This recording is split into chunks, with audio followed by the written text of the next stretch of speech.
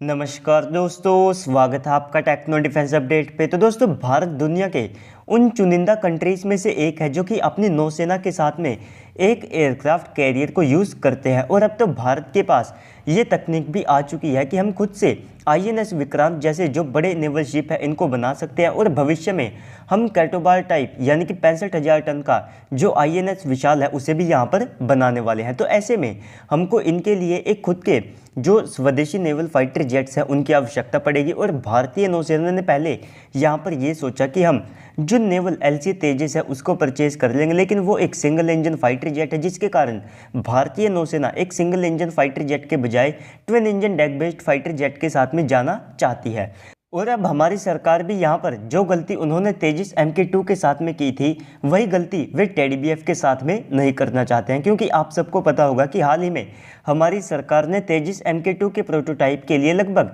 10,000 करोड़ के जो फंड्स हैं वे एलोकेट किए थे, लेकिन इनको एलोकेट करने में हमारी सरकार ने थोड़ी सी यहाँ पर जो है आप कह सकते हैं कि देरी कर दी थी, जिसके कारण अब तेजस MK2 का जो प्रोटोटाइप है वो 1 साल डिले हो गया है। लेकिन ये इतनी ज़्यादा बड़ी भी गलती नहीं है कि इसको काफ़ी ज़्यादा क्रिटिसाइज़ किया जाए, क्योंकि ओवरऑल अगर आप प्रोडक्शन को देखते हैं तो उसको टाइमली एग्जीक्यूट किया जाएगा और इसकी डिलीवरी को भी टाइमली किया जाएगा। तो इसके बाद अब हम बात कर लेते हैं भारतीय नौसेना के टेडी BF के बारे में कि इसको लेकर के क्या खबर सामने निकल करके आई है। तो सबसे पहले तो इसका जो PDR है तो उसे 2023 के मार्च महीने तक कर लिया जाएगा, यानी कि जो प्राइमरी डिज़ाइन रिव्यू है उसे आप कह सकते हैं कि केवल 5 महीनों के अंदर अब कंप्लीट कर लिया जाएगा। इसके बाद में इसका जो CDR है तो उसे 2024 के मिड या फिर 2024 के एंड तक कंप्लीट कर लिया जाएगा, जिसके बाद में इसके लिए जो प्रोटोटाइप वर्किंग है वो यहाँ पर शुरू हो सकेगी। और इसी सब में जो बड़ा मूव है वो ये होगा कि हमारी सरकार के द्वारा इसके लिए जो फंड्स हैं उनको अब टाइमली दिया जाएगा।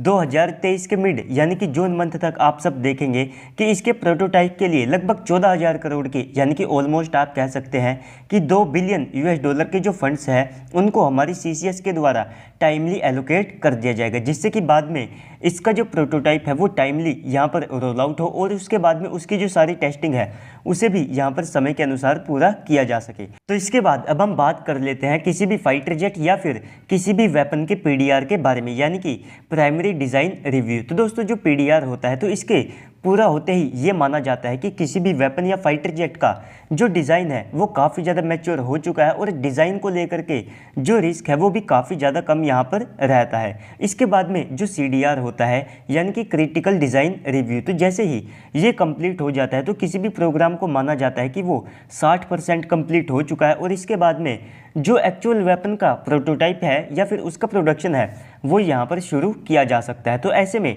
आप सब देखेंगे कि PDR 2023 के मार्च और इसका जो CDR है उसे 2024 के मिड या फिर एंड तक कंप्लीट कर लिया जाएगा। तो अगर आप इन सारी चीज़ों को देखते हैं तो आप सबको देखने को मिलेगा कि इस प्रोग्राम को अब टाइमली एग्जीक्यूट किया जाएगा, क्योंकि तेजस MK2 के केस में जैसे ही उसका CDR कंप्लीट होता है तो उसके बाद में जो फंड्स हैं वे यहाँ पर एलोकेट किए जाते हैं, लेकिन टेडी BF के केस में जो फंड्स हैं उनको PDR के समय से ही एलोकेट कर दिया जाएगा, जिससे कि ओवरऑल जो वर्क है वो काफ़ी ज़्यादा फास्ट होगा। क्योंकि जो 2023 का मिड होगा तो वहाँ पर जैसे ही इसको अपने फंड्स मिल जाएंगे यानी कि 14,000 करोड़ के फंड्स, तो उसके बाद में जो CDR है वो 2024 में जा करके पूरा होगा और उसी समय से इसका जो प्रोटोटाइप है उसका निर्माण शुरू हो जाएगा। तो कुल मिलाकर के इसकी टेस्टिंग के लिए लगभग 4 की संख्या में जो प्रोटोटाइप है उनको यहाँ पर बनाया जाएगा और 2025 में इसका पहला रोल आउट हो जाएगा और 2026 में यानी कि 1 साल के बाद में इसकी जो फर्स्ट फ्लाइट है उसको भी कंडक्ट कर लिया जाएगा। और अगर आप इसके इंडक्शन के टाइम को देखते हैं तो भारतीय नौसेना का यहाँ पर ये प्लान है कि 2031 यानी कि 2031 से ही इसका जो इंडक्शन है वो यहाँ पर कर लिया जाएगा, जिसमें 45 स्टोबार वेरिएंट और 45 कैटोबार वेरिएंट को परचेज किया जाएगा। तो दोस्तों, कुल मिलाकर के आप कह सकते हैं कि फाइनली तेजस MK2 की गलती के माध्यम से हमारी सरकार ने यहाँ पर कुछ सीखा है और तेजस MK2 में जो गलती है वो भी इतनी ज़्यादा बड़ी नहीं है, क्योंकि वहाँ पर जो इंडिजीनियस कंटेंट की मात्रा है वो आप सबको 90% के आसपास की देखने को मिलेगी, जो कि हमारे लिए एक काफ़ी ज़्यादा बड़ा एडवांटेज रहने वाला है। तो दोस्तों, इस सब के बाद अब आप सबको क्या लगता है कमेंट सेक्शन में बताइएगा। साथ ही साथ अगर आपको वीडियो अच्छी लगी है तो वीडियो को लाइक कर दीजिएगा, साथ में चैनल को भी सब्सक्राइब कर दीजिएगा। तो चलिए दोस्तों, आज की इस वीडियो में इतना ही, मिलते हैं अगली वीडियो में, तब तक के लिए गुड बाय, जय हिंद।